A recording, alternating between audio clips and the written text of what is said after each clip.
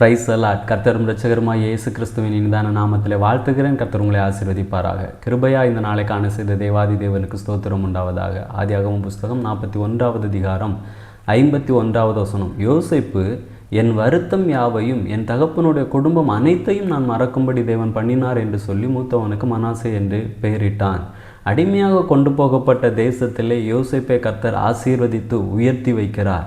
அப்பொழுது யோசேப்பு சொல்லக்கூடிய வார்த்தை, என் வருத்தம் யாவையும் மறக்கும்படி தேவன் பண்ணினார் என்று சொல்லுகிறார். யோசேப்பு ஆசீர்வதிக்கப்பட்டிருக்கும் பொழுது, அந்த தேசத்தில் அதிகாரியாக இருக்கும் பொழுது சகோதரர்கள் வருகிறார்கள்.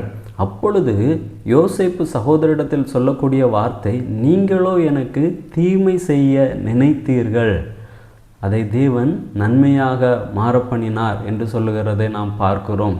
ஆனால் யோசேப்புக்கு தன்னுடைய சகோதரர்கள் தீமை செய்தார்கள். ஆனால் யோசேப்பு சொல்லக்கூடிய வார்த்தை, நீங்களோ எனக்கு தீமை செய்ய நினைத்தீர்கள் என்று.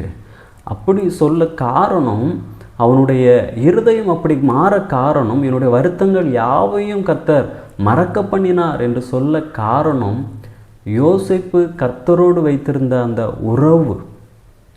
அந்த உறவு சரியாக இருந்தது நிமித்தமாக பழைய காரியங்கள் எல்லாவற்றையும் மறந்து போகிறது. அவனுடைய இருதயத்திலேருந்து எல்லாம் மாறி போகிறது. நம்முடைய வாழ்க்கையிலே நம்மை அற்பமாக எண்ணி இருக்கலாம். சில நிந்தையான வார்த்தைகளை குறித்து அந்த வார்த்தையை கொண்டு நம்மை பேசி இருக்கலாம், நம்மை காயப்படுத்தி இருக்கலாம், நம்மை வருத்தப்படுத்தி இருக்கலாம். அதை எல்லாம் கர்த்தர் மறக்க பண்ண வேண்டும் என்றால் நான் கர்த்தரோடு நல்ல உறவில் இருக்க வேண்டும்.